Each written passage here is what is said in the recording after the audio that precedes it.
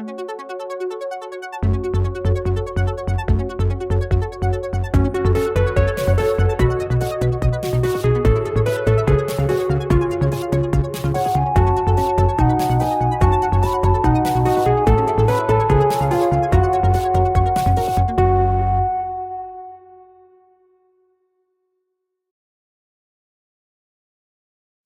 here to fuck pirates up. Okay. I'm not here to mind link them with terrible thoughts. No, I'm sending lampreys straight into their brains.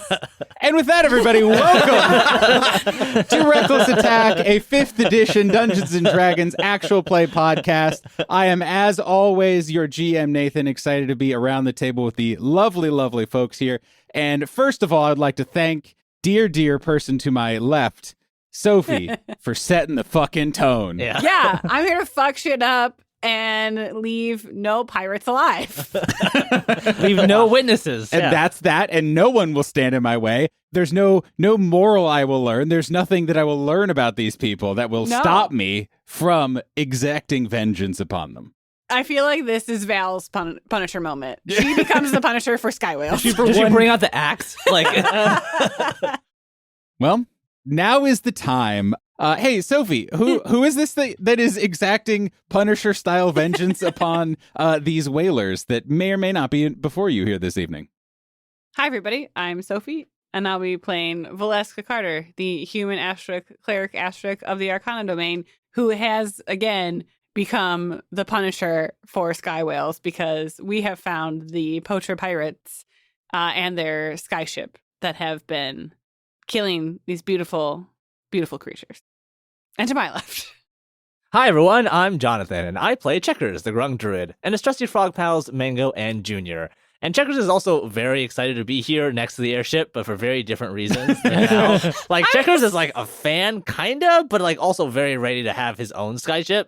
So it's a weird little thing going on for him. A classic druid conundrum. Yeah, right. Yeah, exactly. I need to state that on the feelings wheel, excitement is not the feeling. That's not the smiley face that you're pointing to. Yeah, no, Checkers is definitely on the excitement feelings wheel. And to my left. Hi, everyone. I'm David, and I play Kaskrin Brightmane, a dwarven sorcerer. And Kaskrin is not looking forward to this new era where the Golden Tree Adventuring Guild is always in the air. Because we did that coming here on the Raven's Mounts, and I was kind of hoping to be like walking home. But no, if everything goes as planned, we're going to have a new airship at the end of this. And I'm like, in a way, there's a version of that where Kaskrin's like, wait, what's the adventure? I don't know. Whatever. You guys are going? Sure. Yeah, why not? Yeah, cool. Yeah. We're going out in the forest? Great. Cool. See you there. And to my left. Hi, everyone. My name is Steve, and I am playing Sylv Asterlin, the Dragonborn monk, who is a bit worried at seeing Val, but hopefully it'll all work out. She's just gonna knock him out really hard. She's got full Schwarzenegger Predator war paint on. It was 1,000% what I pictured. It was like, I'm not Nathan. You don't get to make that character choice for Sophie or Val. But also that is 100% is that, again, you are just covered in mud. Mm-hmm. You are just like ready. You have all sorts of various weapons strapped to you. If you could like have a minigun that just shot cantrips, like you would. That's essentially what she is as it is anyway. But, that's basically what Eldritch Blast is. Yeah, that's true. So, as we've kind of alluded to, we've pretty much said it. You guys, after a little bit of fact-finding and triangulation and wilderness survival and tracking, have come upon, that probably undersells it, you guys have successfully not only found the kind of general location of some whalers, some sky whalers that you've been tracking down, thanks to a tip from friendly Ravenmount Juniper, but have actually done so well that you have found where their hideout is, or at least one of their hideouts, you presume. But it is nighttime. You guys have arrived with very little fanfare. We were seemingly able to walk up to the, the edge of eye line to this camp to be able to look down. And before you see, I would say two kind of main zones of interest. One is, kind of more mundanely, is just a little outcropping of rock, maybe a dugout area in the side of a hill that you can't see too much activity because it's pretty dark and it's still several hundred feet away, but there is unmistakably a campfire with some amount of activity going on around it that leads into, again, a darker area that you can't tell how deep it is. And also, I guess moored is the maybe the right word? Yeah. Tethered to the ground a few hundred feet up, maybe a little higher. We were talking ahead of time, maybe a little higher than people were expecting for a secret, very rare airship, but is tethered a skyship.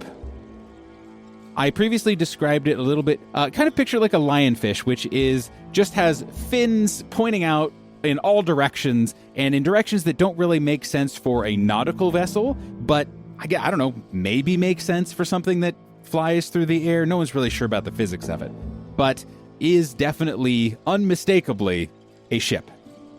It is a little patchwork. It is a little old. It definitely doesn't look in its prime, but there it is, flying in the air, so must be doing okay. Really quick, though, I would like to lay a little scene setting. For you guys, the airship is something none of you would have seen. Almost certainly something that no one you know would have ever seen. Probably something that your grandparents wouldn't have seen, that your great-great-grandparents, no one really in living memory has seen anything like this. As we have discussed before, Ryxia has a history of magic ebbing and flowing. The time of the Ultra Giants was no magic. You guys are currently in kind of a medium to high, trending upwards area. And these skyships were invented towards the end of a low magic into a magic is coming back area. It is very technological, it is very steampunk, and is a relic of something that has been either lost to time or, in the case of the Pentarchy, forcibly destroyed. So, question for that. Please. The airship is currently moored and floating, right? Correct. Is it loud? Is there like with all the moving bits and all of that, is there like engines going, and is it loud that we think it would be enough to cover, any incidental sounds we might make? And also, I have delicate ears. How loud are we talking here? So you guys are still a good hunk away, and you, of course, can start approaching at any point. But as of right now, you don't hear jet turbines, or you don't hear, the blades of a helicopter essentially whirring or anything like that. Certainly the version of an airship that you guys saw in the library had a lot of propellers and that sort of thing. But as of right now, it is floating serenely. And just in general, how big are we talking? Like length? I would say it is probably, 50 or 60 feet. I will. Yeah. Is it a small ship or a big ship? It is a relatively medium to small ship. Okay. It is not huge. It's an agile ship.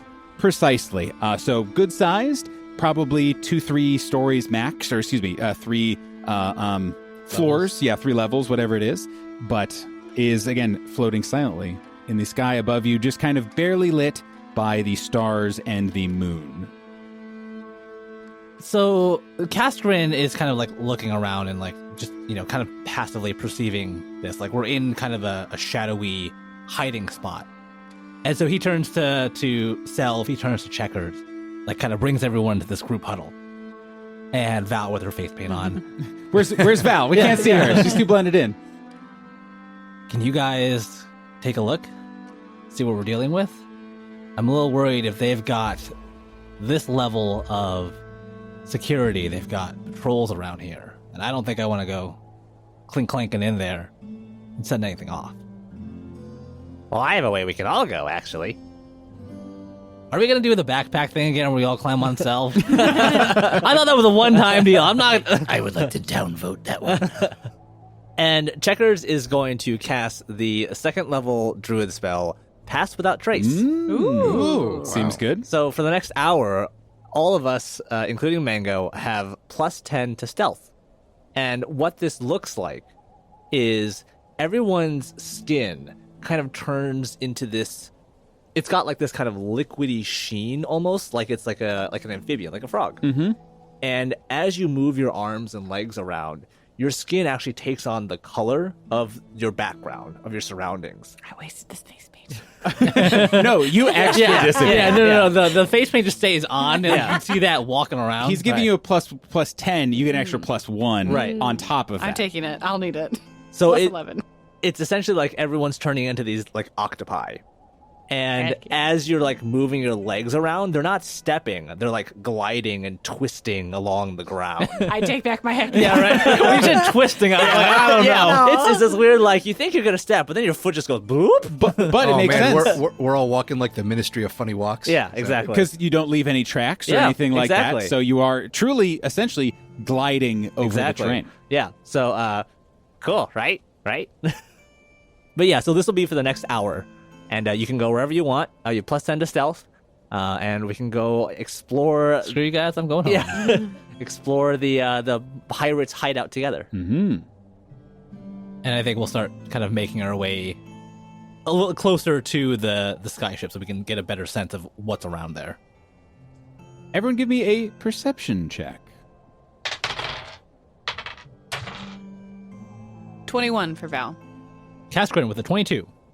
Selv with an 8 because I rolled a 1. Checkers with a 20. Oh, look at you guys. You are locked in. Yeah. Except for Ninth Selv. level adventurers. I'm just Selv is just like not paying attention to stuff around him. He just keeps like looking skin at is- his stuff Yeah, at it's his too at his weird. hands as he puts it next to Yeah, right. other things. So this is kind of your first impression of things. There is more. Certainly, GM Nathan, am telling you there is more information to be gleaned as you kind of approach. But your first kind of instincts, while you are still, again, several hundred feet away, is you can now for certain see at least a half a dozen people over near the campfire.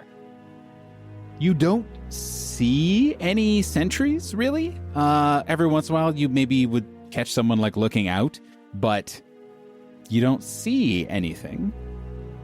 The other kind of key detail that you guys all see with that very high perception check is you do catch a glimpse of some very faint, flickering orange light coming from the windows of the ship itself. It could be firelight, could be a torch, could be something along those lines, but it seems to be that sort of a light also. So there's people up there. Potentially indicating that, yes. Or at least, again, that there is a light source and someone put it there at some point. I don't know about you, Kaskrin, but this feels kind of like a trap. I mean, we got one campfire and 6 people sitting around guarding this airship. Something feels a little off to me. And do we get a sense of what the people at the campfire are doing? Are they like drunk? Are they, telling stories? Like, are they distracted? That kind of stuff. They're definitely all there's a lot of chatter around the campfire. Again, I'm assuming you guys are still pretty far back. Okay. I'm not making you roll any stealth rolls or anything like that. You're just still kind of on the approach. But yeah, you can hear voices talking, and they're not yelling or anything like that. Just chatter. Most of them appear to be sitting or standing near the fire. Kaskrin would actually like to do another perception check now that we're hearing voices, because Kaskrin is well used to the tone of soldiers, of warriors that are like sitting by a campfire at the end of the day. And he wants to know, like, are these people who are genuinely tired after a long day of travel? Are they jubilant at having restocked after stealing from the travelers? Or are they putting up an act? I will give you an option. Yes, you absolutely can. I love that. I will give you an option. Perception or insight are both, I think. It's one of those of like, where you get options to roll. Read your DMGs, everybody. Nice. I will use perception in this case. Cool. That is 11. They just seem to be boisterous. Okay. So there is an amount of energy there, but in terms of tone, is it real? Is it anything like that? You just kind of hear campfire Chatter, yeah. sounds, basically. Kaskrin turns to Checkers and says, I hear you, but I don't know that we're going to get up to the Sky Stalker any other way than through these guys. If this is a trap, I think we have to trigger it. And I mean, I'm usually full of bloodlust too, but looking at Val, like, I don't know how much longer we can hold her back. We're already restraining her with ropes. It's just like, I do think we need to move forward. We can regroup from there. Do we want to try to get as many of them quickly as possible, silently? The other option is try to climb up whatever the mooring is and go straight to the ship itself. I think we blitzkrieg them. I think they're all next to a fire in a small area. If we can get them all down quickly, even if it's loudly, let's do that. So Cass in the back said everyone attack and it turned into a ballroom blitz. To be, and also for those wondering, a blitzkrieg in Ryxia is actually the name of a very famous warrior who really all he did was charge headfirst very quickly. Vladimir von Blitzkrieg. Right, exactly. Before this happens, in the lead up, kind of whenever is stealthily appropriate, keeping in mind any spell durations, that sort of thing, is there any last minute spells or buffs that folks want to cast? Again, I love it when Nathan asks this question because I'm like, oh yeah, great, I have all these spells I want to precast. Checkers is going to cast the 2nd level spell Dark Vision on himself and on Mango. Realistically, he would have cast this on himself and Mango a long time ago, just because like we're adventuring in the darkness, reasonable making our way here. But as we're like getting closer, he does have 1 spare spell slot left for Dark Vision, and he's looking at Val and he's looking at Selv, and he's like, as they're bumbling around Yeah. in the dark constantly. Mm-hmm. Well, I got one more. Who wants it? Flip a coin, flip a coin. The cost is you gotta say thank you, Checkers. And Checkers just gives this shit-eating grin at both of you. Checkers, I say thank you all the I was going time. to say, there are many characters who might take that poorly. No one in this group, Yeah, though. right. Everyone Okay. would be like, well, it makes him yeah. feel better, so he's going to keep asking for it. So Val, I think, has more distance stuff than Selv. So if you want to take Dark Vision so that you can kind of be back and actually see what you need to hit with things. I feel like Selv could close his eyes and would make no meaningful difference. Like, he would be just as accurate. I'll go ahead and cast it on Val then. Because I know she'll say thank you, unlike Selv. Yeah, right. Thank you, Checkers. I very much appreciate this. And Checkers You are a good guildmate. Oh. Kaskrin, before we initiate combat as well, is also going to don his magical armor and make his obsidian warhammer from his stone. Selv will cast all of his available 9th level spells. Okay. There's no discernible difference in Selv or the area around you, but... And I'd like to point out, they are instantaneous. Yes, obviously. No casting time. Boom, boom, boom, boom. No boom. discernible difference because time is stopped. Yeah. Got it. Yes, exactly.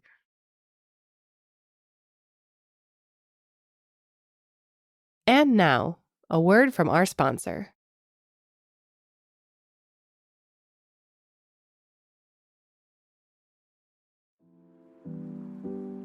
Hi, everyone. David here with the midroll. We hope you've been enjoying the episode so far. If you want more of the Reckless Attack crew, come join the community on Discord. The link is in the show notes of the episode and on our website, recklessattack.com. If you want to support the show, head on over to Patreon, where you can get access to our behind-the-screen talkback series, as well as our new series, Reckless a Snack, where we eat snacks and chat about the question of the day. As always, if you like the show, be sure to tell a friend about it too. Thanks so much for listening, and now, back to the episode.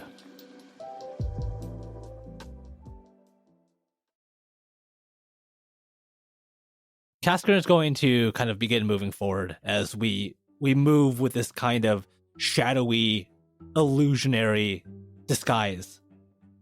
And Checkers and Selv will sort of go around the side just to make sure that we have them completely surrounded. Okay.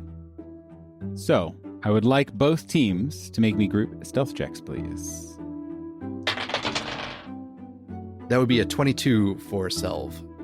22 for Checkers as well, and then Mango has 18. Selv, Checkers, and Mango kind of goes around the side.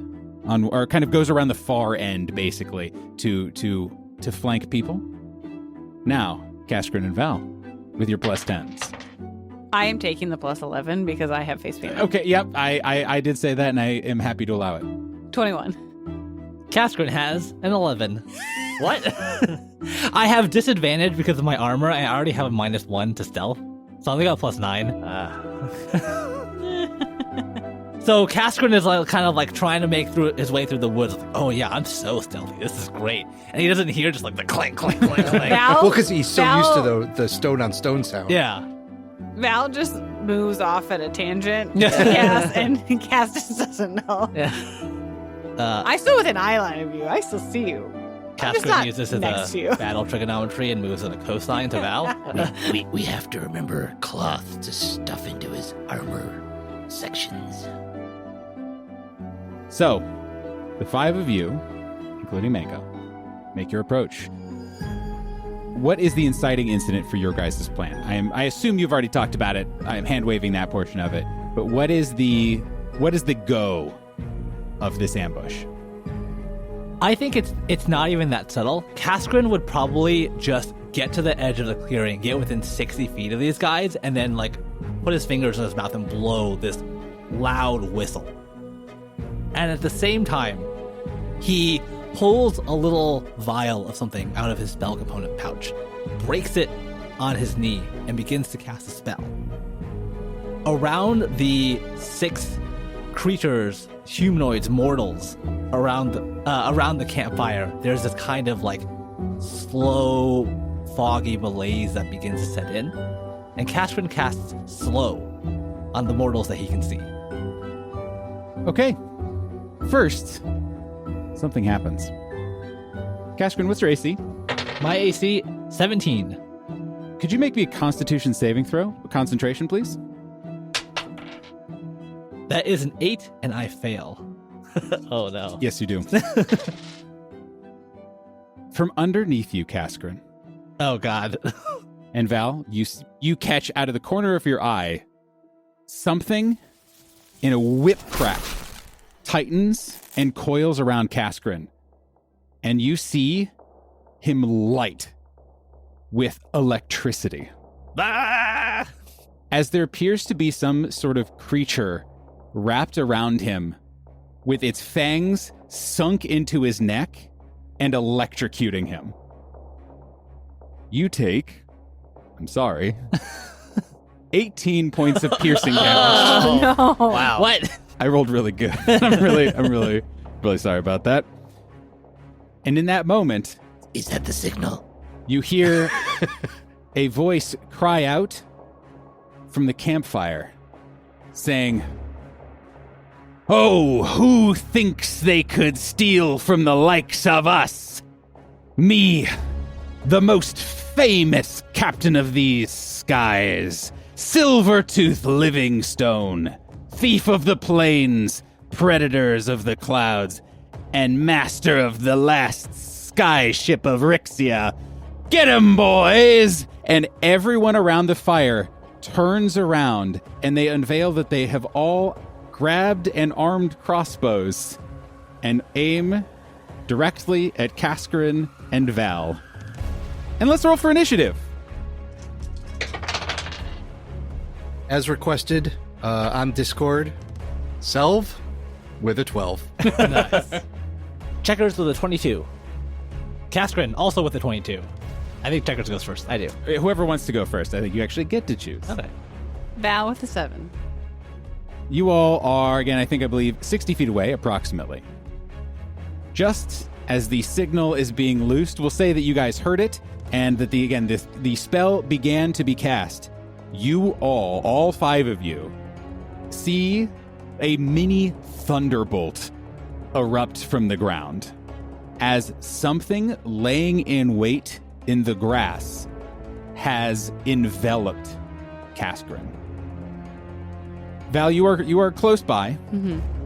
The other 2 of you are, I presume, a decent distance away. And crossbows. Damn it. Yeah. They found all the forbidden technology. On a sky Yeah, ship. right. If they had guns, Guys, like, that's yeah, we're not- out Well, here. well, let's Unreasonable. The really Bad cool news. part would be that the rules technically don't specify that I can't catch bullets. That's true. Checkers, it is your go. How would you like to do this? As Checkers and Mango sort of slide their way out of the shadows, still under the effect of Pass Without Trace, the pirates near the campfire just hear a You face Captain Checkers and his trusty frog pals, Mango and Junior. Chosen of the obelisk. Terror of the waveless lake. And, after tonight, master of the last sky ship of Ryxia. You hear a laugh peel out from the campfire and echo around the dugout kind of behind them. And this captain peers into the darkness and just says, step forward then and test your metal against my blades. How about not? And I'm going to cast a spell. This is going to be the 3rd level druid spell, Plant Growth. As an action, Checkers is going to call out to all the different grasses and vines and trees in the area, and I'm going to cause all of them to grow wildly and turn into these like gnarly brambles and just get in people's way. In a 40-foot radius around where Captain Livingstone and the other pirates in this area are, all of this wild growth just shoots up, and movement in this area now costs 4 times as much. What? Wow. So Cool. they're going to be struggling in there for a little bit. Love it. Mm-hmm. And then Checkers just says, you guys want to see me do a backflip? As Checkers does a backflip. And We don't all have dark vision, boy. well, you're not going to be seeing anything for much longer. And Checkers is going to do a backflip and use Action Surge. And this is going to be the 3rd level spell, Thunderstorm, which is just Sleet Storm, but with rain. But and thunder, presumably. Yeah, right. So in another 40-foot radius around Captain Livingstone and his pirate allies, you just see this torrential downpour of rain and thunder, and the ground becomes this slick, slippery mud. Everything in the area is now heavily obscured, and the campfire that they were all sitting around goes out due to the intense rain that's coming down. In addition, this area is now difficult terrain, which is different than what I was doing with plant growth. So, because of the 2 effects, movement in this area now costs 8 times as much as it previously did. So they're going to need to spend 8 feet of movement to move 1 foot. Why? What? Why? So they are now in complete darkness due to the campfire going out. They are stuck in all of these brambly vines and growth and everything, and the slippery mud makes it difficult. And they also have to make a save to not fall over on their turn. So At the start of their turn? At the start of their turn, yeah. So I'm going to be asking for that. Oh, great. I love it. Whoa, Captain, something's happening. And then as a bonus action, I'm going to use Torrential Might on Mango. So Mango's going to grow large size, just slowly expanding behind Checkers as he cackles in the night sky as this rain is pouring down on them. A couple quick GM and potentially audience clarifications. First, you mentioned, I think you said 8 times twice in terms of difficult terrain. 8 is the total. Total, correct? yes, Okay, correct. between those 2 spells. Great. And then the second is, can you remind, again, me and potentially the listeners, what the total fucked area Yeah. of this is? It's a 40-foot radius around Captain Livingstone and the pirates. In 40 foot with the downpour, and then is it 60? Is it 60 feet with the additional plant growth, or is it both 40? They're both 40. It's so weird. It's pouring over there, but I'm bone dry over here. It's so odd. And that's my turn. And what a turn it was. Yep. It is now totally dark. All sources of light here on the ground are completely out. Luckily, a few of you have dark vision, either magically or just naturally. And now, rain has begun. Kaskrin, your senses are a bit muffled at the moment. Mm-hmm. For a few reasons. A, you kind of just have a lot just kind of pushing up against like your ears and really just kind of all over your body. And also most of your attention is really focused on the fact that you have 2 giant sets of fangs plunging deep into your neck. as this large creature that you did not see is now absolutely wrapped all the way around you. Kaskrin takes note of this and also begins cackling, but it's more of a...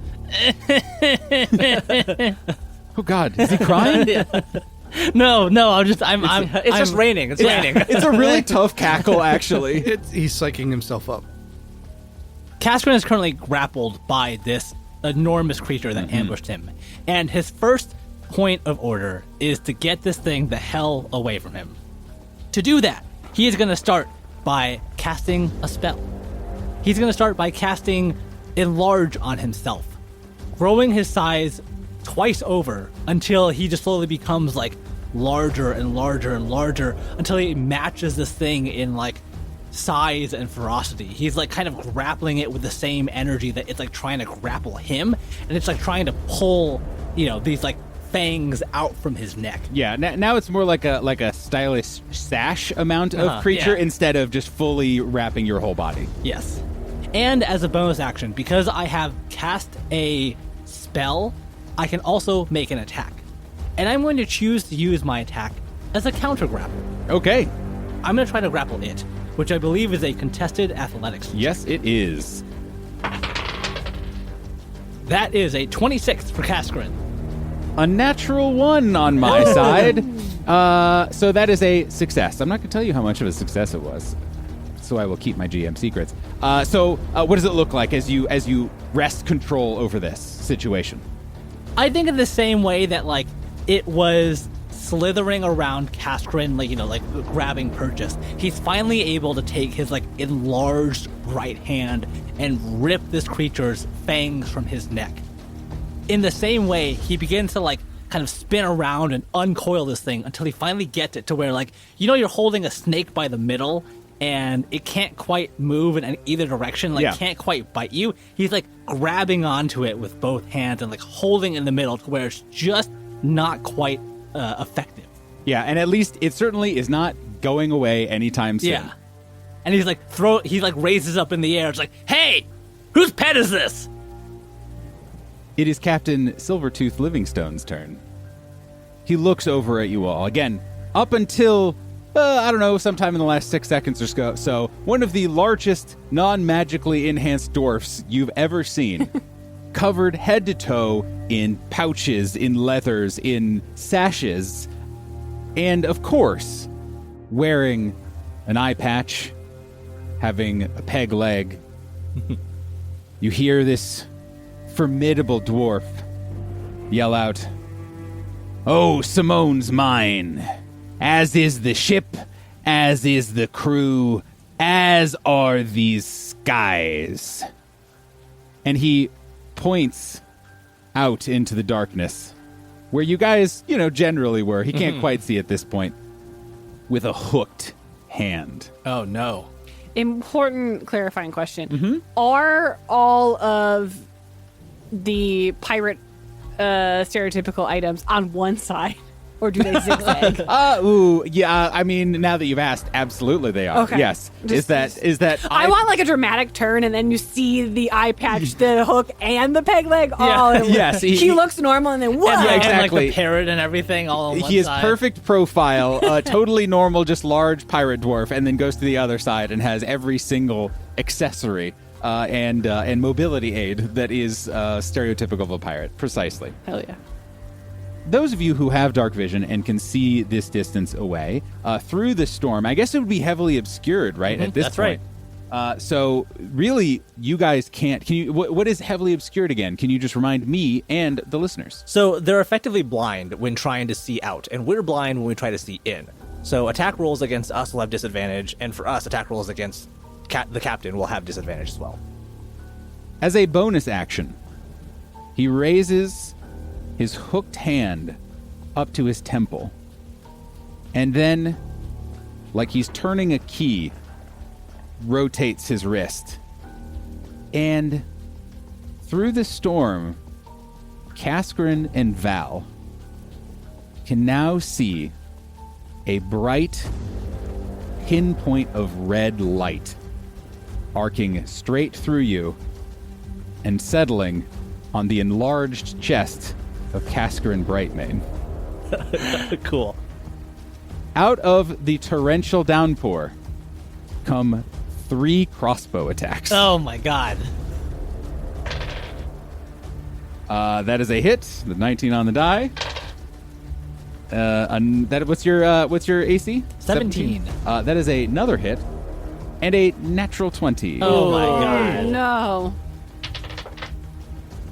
I rolled very badly, and rolled 23 points of piercing damage against you in total. I'm going to reduce a little bit because that's 3 different attacks, kind of, piercing my armor and targeting my inner vital organs, but it's still a lot of damage. And as a free action, he says, loud enough for his deep voice to ring across the torrential downpour, Simone, time to strike. Because next up is Simone's turn. Okay. And at this call, Cascarin, you feel a stir in the creature that you are currently grappling with. I feel like I'm getting picked on today. I would like you to please make me a wisdom saving throw. Oh god. Okay. That is an 8. You said, David, I really appreciate the level of confidence you brought to Check it out. I got an 8. it. Believe it or not the DC. I failed. Val, you are the closest to Cascarin, and there is already so much storm activity that it is an onslaught to the senses with how dark and strange and cloudy and thundery it is. But you realize every hair on the back of your neck, on your arms, all across your body are standing on end. Oh, no. As you feel atmospheric pressure building. Val whips around. Is there a tornado coming? Yeah. Is there a Cascarin? dad somewhere just wide stancing looking at the sky? Yeah, it's me. Catherine's like, why is that? yeah, I guess so. Yeah. I love all Unfortunately, the people in the Midwest will not understand that. there's a lot of people who will get that though and really appreciate it. Unfortunately, Cascarin's dad stance does little to aid his wisdom. What if I go wider? Alas, you don't have the flexibility No. you once did. Because you feel a current course through this creature.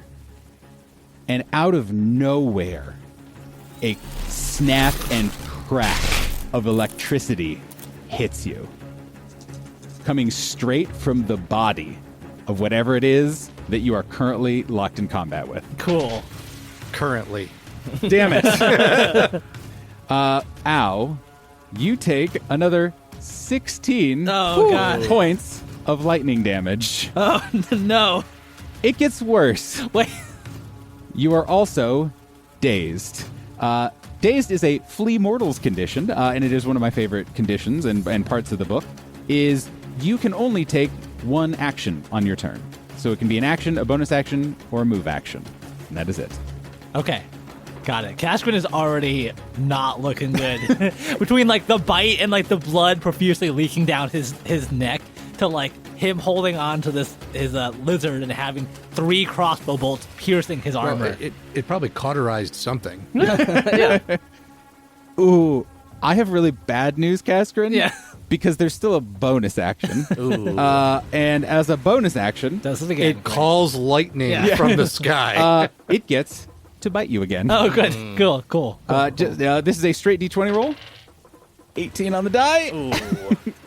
10 more points of piercing damage. I take a little bit less because it's piercing, but I'm going to say somewhere within the 5 attacks, I probably lost concentration on enlarge. You want to roll 5 times? You 100% should roll 5 times. Okay, let's see. First, fails. Wait, say it again with bravado. Yeah. First, fails. 2 on the die. Hell no.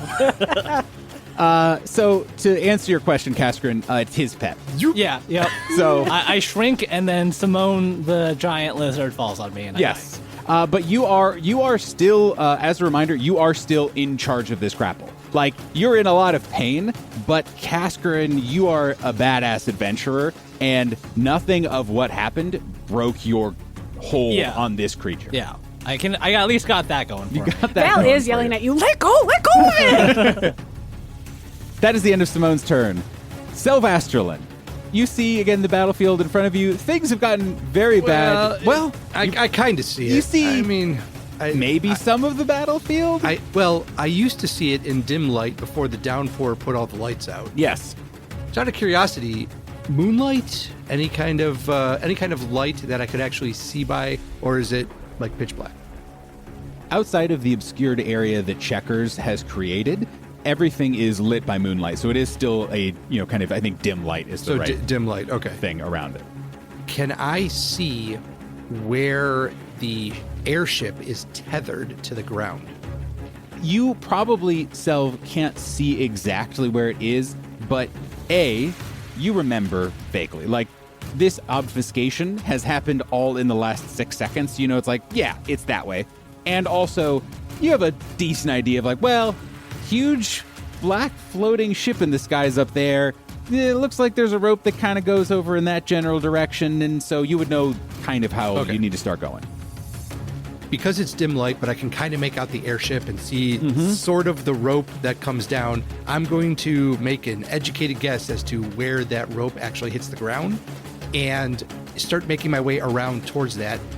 As I do, I know that I can't see into the, let's just call it maelstrom of effects that are around the pirates, but I heard the captain shouting from somewhere in there. So I'm going to make a guess as to about where he is.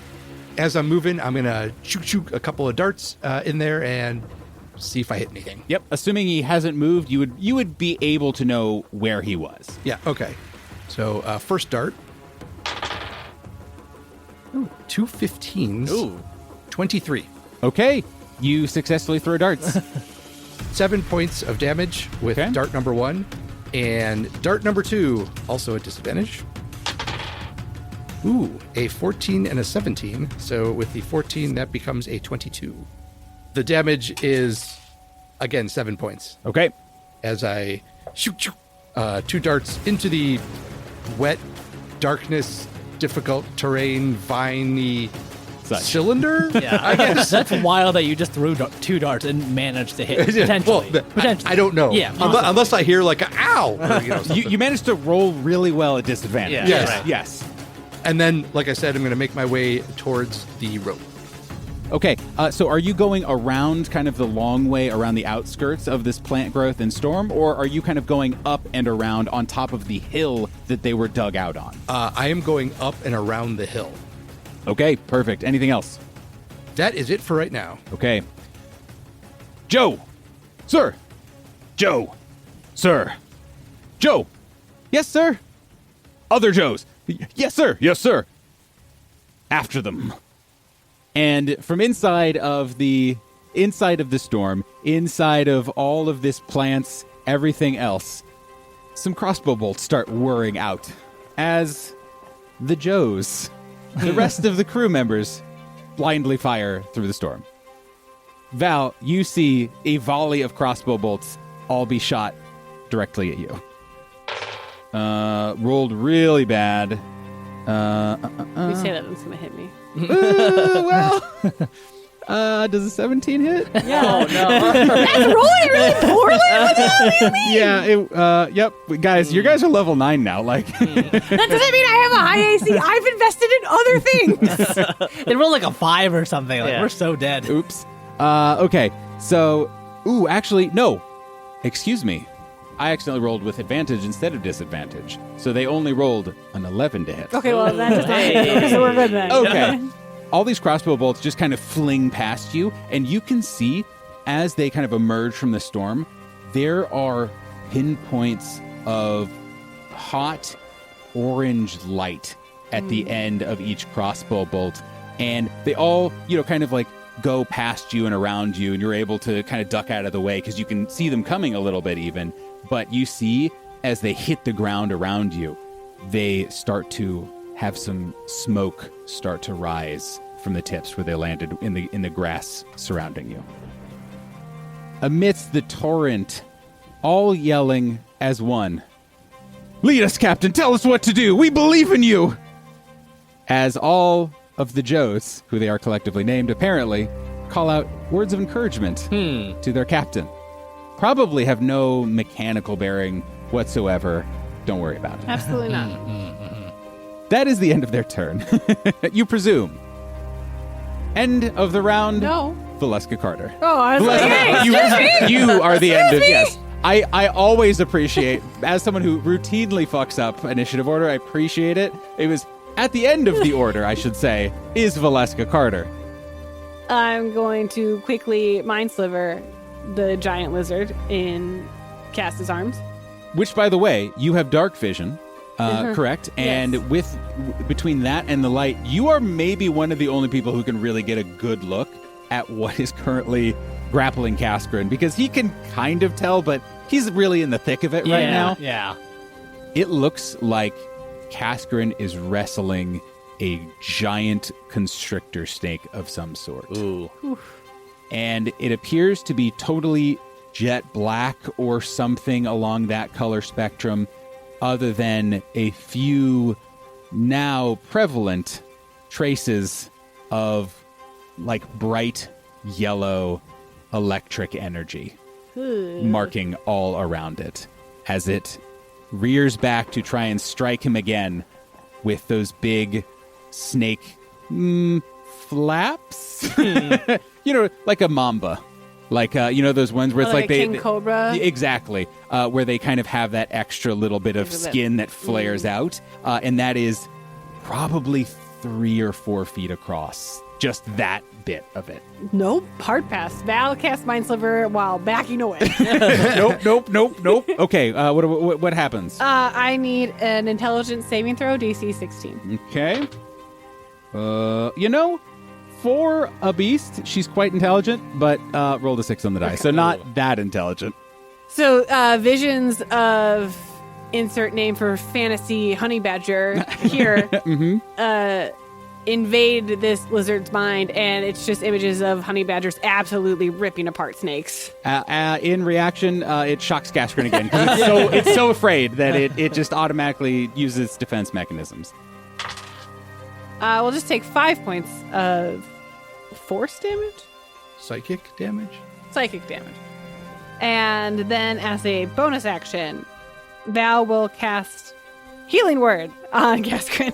Oh, thank God.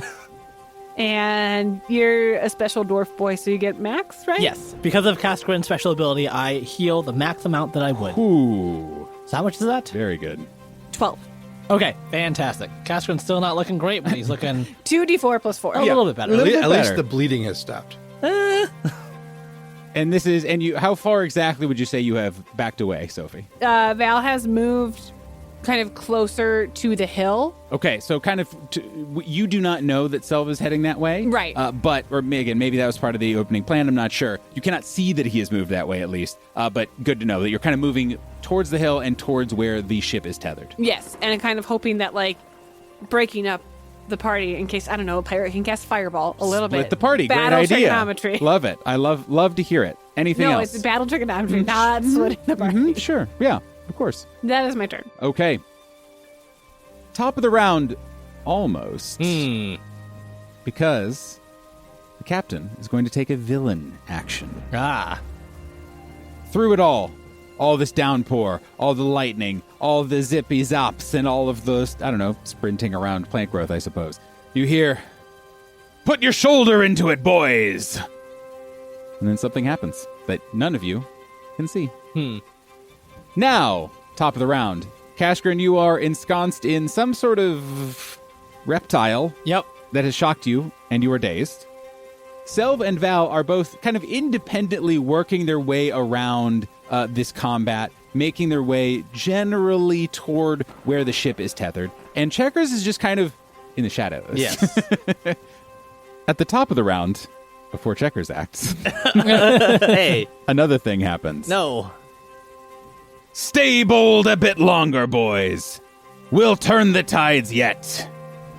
And everyone who is nearby hears a sound, a kind of loud bang, and sees just a flash of orange light ascend up through the rain and downpour, and presumably emerge on the other side of these clouds that I think are 40 feet up, correct? 20 feet up. 20 feet up. So very quickly emerge on the other side. Yeah. You see just a bit of yellow light. And that's all. Checkers, it is your turn. Cass, you okay over there? Ah, I'll take that as a no. And Checkers and Mango are going to dash over there to Cascade to see if we can help out a little bit. So I'm like struggling under the weight of this giant creature. Like, I don't know what compelled me to lift this thing over my head, but it was not a good idea. I mean, at the time, they Yeah. were enlarged, so that made more sense. Checkers and Mango are going to head over to where Cascarin is, and Mango is going to leap into action. I'll give up my action to have Mango try and attack this snake, and Mango's going to try and grapple the creature. You know, Mango is accustomed to wet, Yes. slimy situations. Some would say he's the cause of most of these wet and slimy situations. Correct. But you don't know if it came like this. You don't know if all this kind of action and downpour has led us to this. You don't know if maybe a GM forgot an ability in the first round of combat of this creature. It's impossible to say. There's literally no way to know. But man, whatever has Cascarin is really slippery and really strong. And it has advantage against grapple checks. Rolled an 18 on the die. I got a 16 total. It just holds on to Cascarin tighter, basically. Okay. And then as my bonus action, I'm going to see if I can buy Cascarin a little breathing room. I'm going to cast the first level spell Sanctuary on him. So a big sphere of water kind of comes up around him, and like looking through the sphere of water, Cascarin's kind of like refracted inside of it, so you can't get a good view of where he is. Ugh. Anyone that tries to take a hostile action against him has to make a DC 17 Wisdom saving throw. Cool. But you're Cascarin, you're gonna have to let go of that grapple. 'Cause Okay. You can't. You also can't be hostiling against the enemy. that's fair. That's fair. And Checkers knows generally where those crossbow bolts came from, so he's going to try and take cover behind a tree, block line of sight between him and where he thinks the pirates are. Just keep making everyone attack Cass. I love Yep, it. Sounds perfect. Yep. And that's the end of my turn. Cascarin, completely of his own volition, and definitely not because this lizard is too large, drops the lizard and like at least- tries to like yeah. not crumble under the weight of this giant thing and just like tosses it. Cascarin is like looking at his hands. So it's like, sweet, I'm in a ball of water. This is cool. And he's also dazed, so he's not feeling so good. Remind me, that means I have One just action. one action. Correct. And it can be any of your actions. It can be Okay. a full action with no penalty, etc. Free action. I take a thought. Yep, it's a little slower, but I will allow it as long as you don't think too hard about it. Okay. Cascarin is actually going to use another new ability. Oh, okay. And this is an ability that he's never actually had a reason to use before yet. New to combat use and Yes. the podcast, not new as you got it in the level up. Yes, correct. This ability was granted to him by the Citadel during the last time they had communed. And what it allows him to do is, as a free action, he can move up to his movement speed, ignoring difficult terrain and attacks of opportunity. Ooh. And it's meant to allow him to get in the middle of someone, try to protect someone from taking a hit. But it actually works out perfectly here because he, seeing that Selv and Val have kind of like gone off into the distance, he gets an idea of what they're trying to do, but he's like rooted, he's disoriented. But he musters up the clarity of thought to run 25 feet in the direction of Val, trying to get a bead on either of them. Yeah, I'll say that I'm not going to do dumb geometry because I did badly in all math classes. I will absolutely say that you can see both of them with these angles if you pepper in a little, you're calling on something in this moment to charge forward into it, something supernatural. What does that feel or look like for Cascarin? Kaskrin is looking bloodied. Like he's got the crossbow bolt sticking out of him. He's looking like a little crispy, a little burnt, a little bloodied. And he kind of looks like this, shadow in this storm. But all of a sudden you can see this faint glow appear around him, just this warm, gentle glow around his skin. And it almost looks like some of the wounds are gone, and he's maybe looking a little bit more spry. And to some degree, it's an illusion. But to people looking at him, people expecting a hero, this is like the symbol that they need. And so he looks ready to keep fighting. And in that moment of recharge, he runs in the direction. He sees Val, he sees Selv, and he's going to try to give them the same boost that he feels. He's going to cast Twinned Haste on both of you. Which conveniently gets around the whole don't attack anything, I guess. Synergy. And with that, Selv and Val, you have +2 to armor, you have double your movement speed, and you get an extra action you can use to attack. All right. End of Kaskrin's turn, I presume, in that you can do one thing, Yes. and you did 2 things. Yeah, wow, look at that. Got around it, baby. It is Captain Livingstone's turn. And his voice calls out, "Maybe you all simply came across this camp hoping for an easy fight and the spoils of a quick battle. There's still time to run, for you will find nothing quick about us." And he is going to take his reinforcement action, which he can do once a day. Kaskrin, Selv, and Val, not checkers, all hear a zipping sound coming above you. For those of you who may or may not look up, you see the silhouettes of 5 mortals rapidly descending the tether of the ship, and all landing on the battlefield a few feet away from where Selv and Cass and Val all are. All of them, quickly, one after the other, zip, zip, zip, zip, land on the ground and unbuckle some sort of device that they propelled themselves down with and kind of slowed their fall appropriately.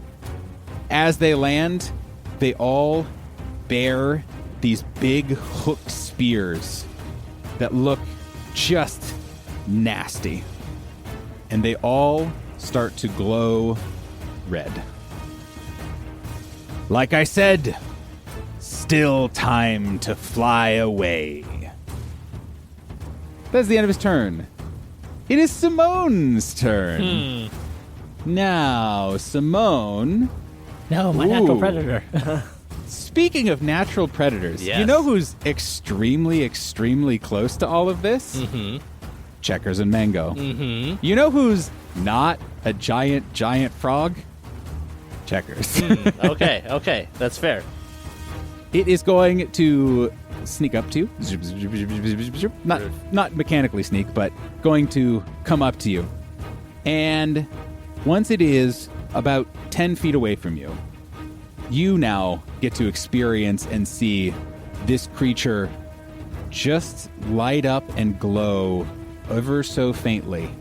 All of those little yellow accent marks start to glow. And then it opens its frills and opens its mouth. And then things go white for a second. Okay. Please make me a wisdom saving throw. I'm going to use my heroic inspiration on this. It feels relevant. Oh, okay. That's a good thing. Good thing I used it. 20. That is a pass. Nice. Ooh, safe. You still take damage. Wow, only 3/4 damage. 21 points of damage. Halved. Halved. I just wanted to, it's just fun to say. Okay. So you take half of that, and you are not dazed. Cool. However, as a bonus action, it's still going to try and bite you. Let me make that concentration check first. Absolutely. I'm fine. Okay, so it is going to use the rest of its movement. It is a very speedy boy, and is going to move up and is going to use a bonus action. Actually, it's not even going to move up. It has reach. Sure. And just do an attack. That is a big miss. Cool. So it seems to think that it has you dazed and right where it wants you. She wants you. It's Simone. Yeah. And almost lazily reaches out to grab you, but you are unaffected enough to get out of the way. Checkers has a lot of practice pretending to be electrocuted from when we fought the Virala Divale and the Godslayer axe. So like he puts on his best I'm dead act and then just slips away. Got him. Got him. Okay, that is the end of Simone's turn. Selvasterlin, it is your go. 5 crew members have all just dropped down from the ship and are all either mostly unhooked or just about unhooked, kind of getting ready to charge into the battlefield. But you feel a little zippy. Did they all come down the same guide rope? Yes, so they just kind of went one right after the other, and they perfectly spaced themselves out so that they were They could able land to and move. And land, unlatch, move all super quickly. And how high up is the airship? I think we described it loosely as a I think I said few, but it's like a 200 to 300-ish feet. I can make it more specific if that is relevant. It might be. Okay. I need your DM ruling on this as to whether or not this particular rope, the tether, counts as a vertical surface. Your dexterity is high enough that absolutely would count as a vertical surface, yes. So there's this nice nifty thing called unarmored movement improvement. Yeah. You can move along vertical surfaces and across liquids on your turn without falling during the move. Having been hasted, that makes my regular walking speed 90.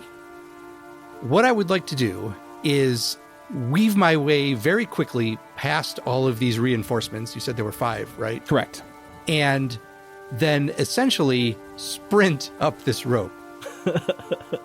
I would also like to spend a key point to do Step of the Wind, which will allow me to dash as a bonus action. Uh-huh.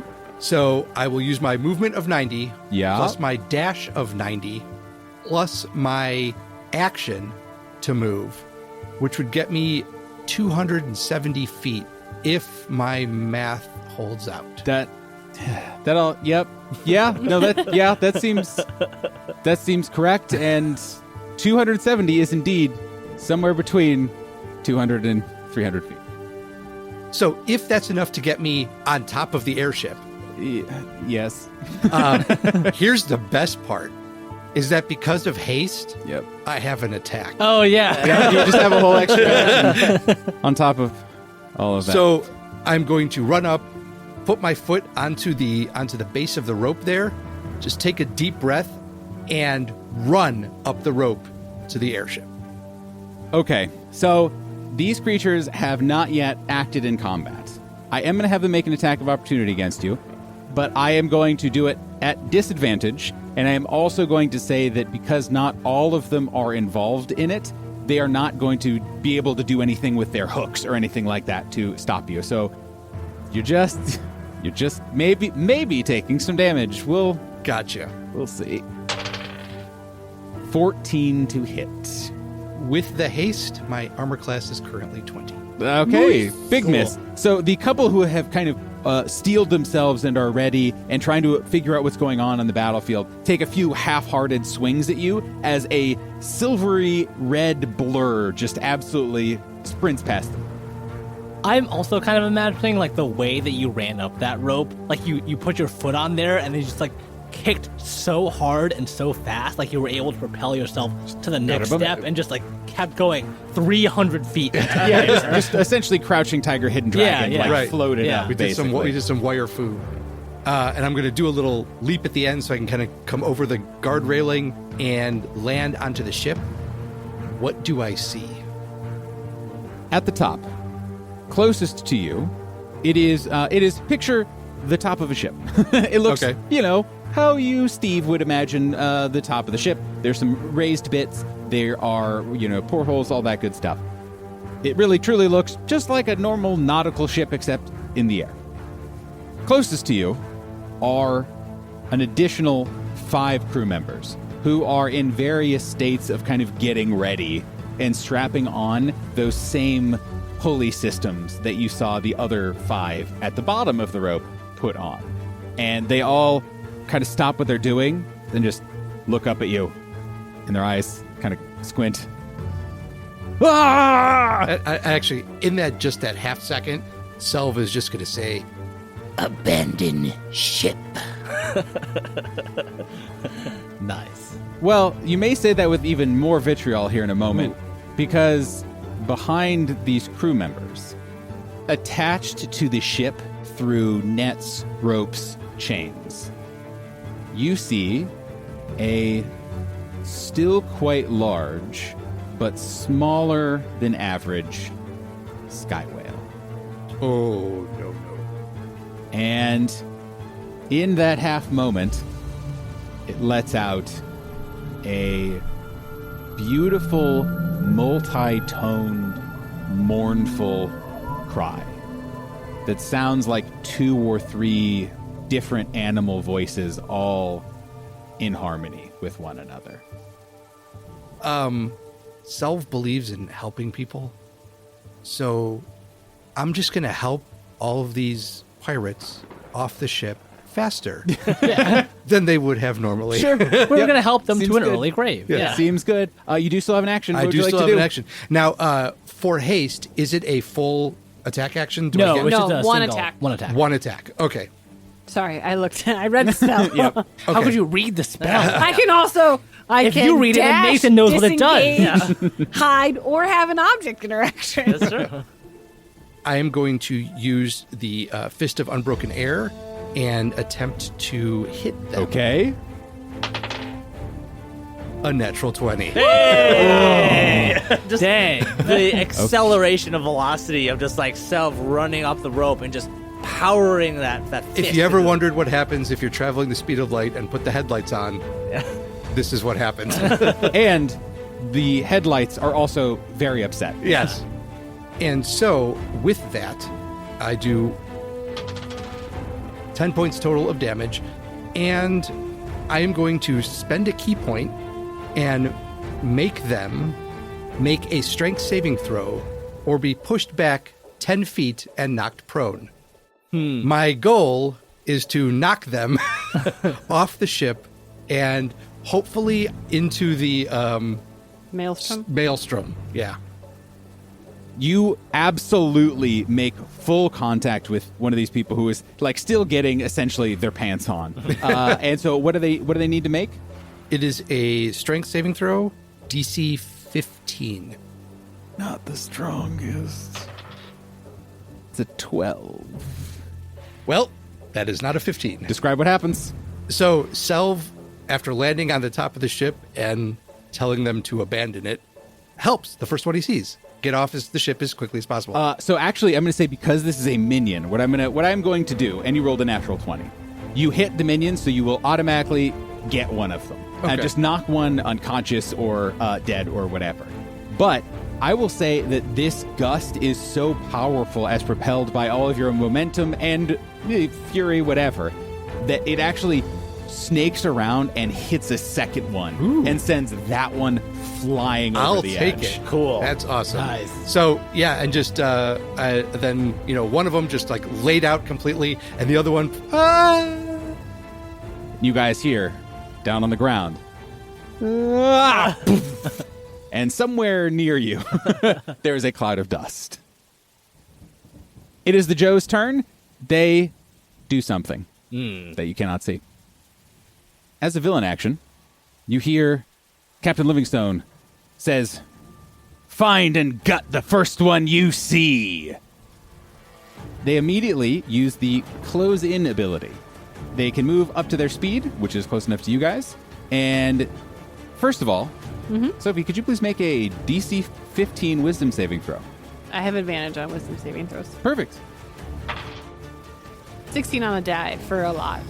For a lot. That is all that matters. So you can tell that this was meant to intimidate you. Like very specifically was that this was a like reinforcements are here. The tables have turned and oh shit, they're running right at me. And they're all gnashing their teeth. They have these glowing weapons. And you can see they are a motley crew of various mortals, different sizes, shapes, but there is a uniform tenacity and roughness to each of them. But you stand there, cool, calm, collected. They are up on you, but you are unfazed by their show of force. I would like to flavor this differently. As Please. they approach me, Val starts maniacally laughing. like an unhinged laughter escapes her lips. And please remember, she is full predator Yes. Yep. camo makeup Oh, I right remember. now. And she would like to use her small stature, unhinged laughter, and camo face paint to turn the tables on them. Mechanically, I cannot do anything to intimidate them. They're walking into something. But mechanically, what you can do is take your next turn, Yes. which is right now. They're closing in on me. They They're are so surrounding me they right are now. yes. So this is They're another approaching me. This Yeah. is another batch of minions that are now right next to you. Perfect. Normally I wouldn't say that, but honestly, This is quite very quite strange. good. You know, I'm gonna try something new. We're doing a lot of new things today. Sure, great. You love to hear it. I would like every single minion to make me a strength saving throw.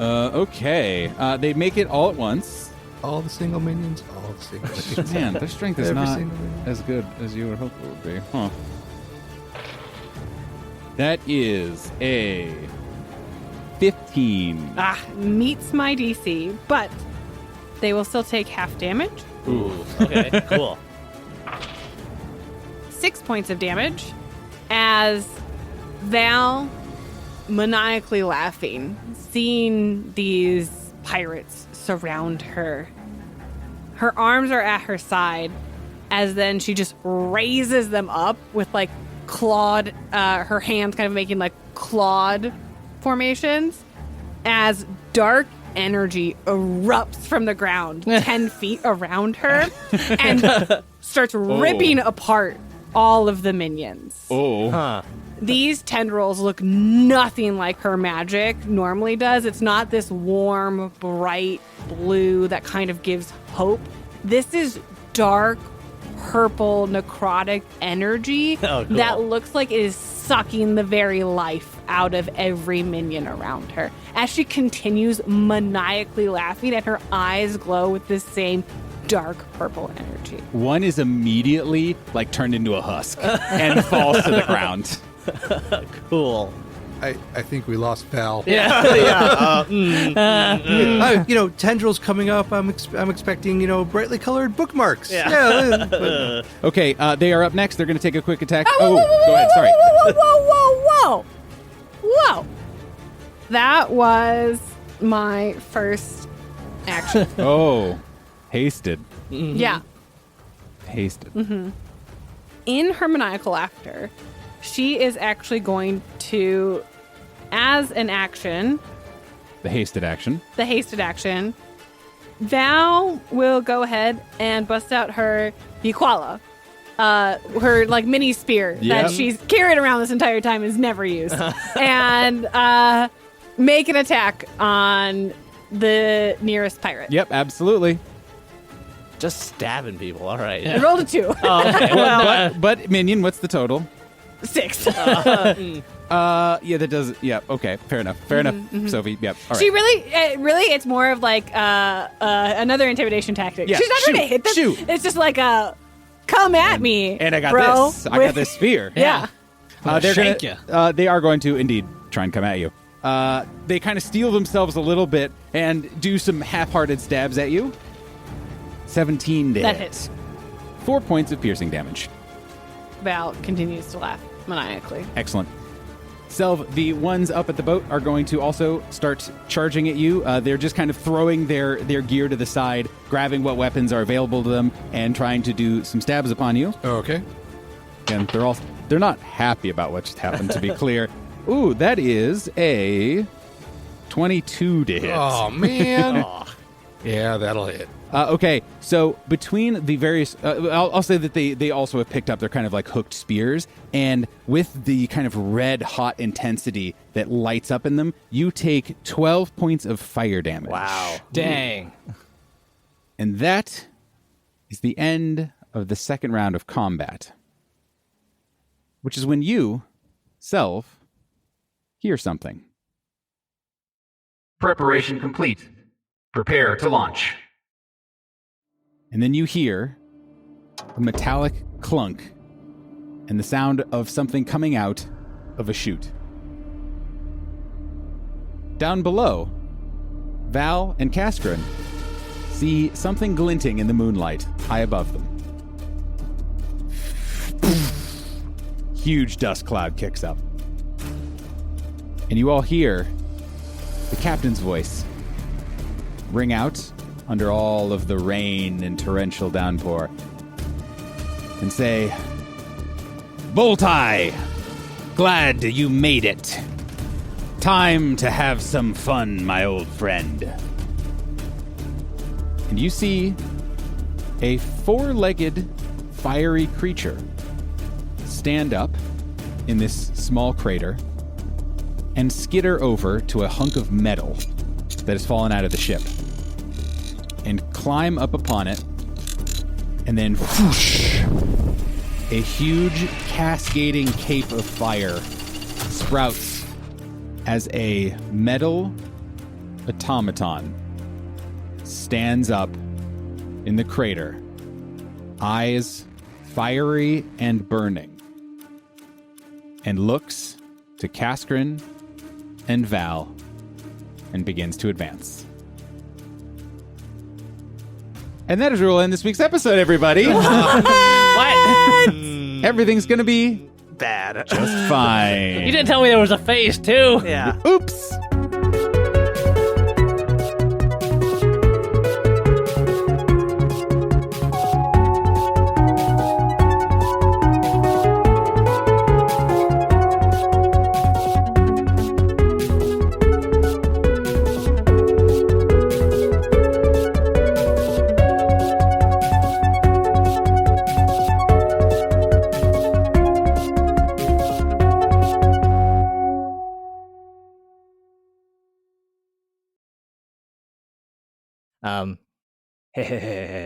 Okay.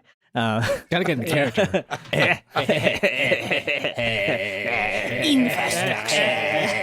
Where's your... You forgot your hat. You face Captain Checkers and his trusty frog pals, Mango and Junior.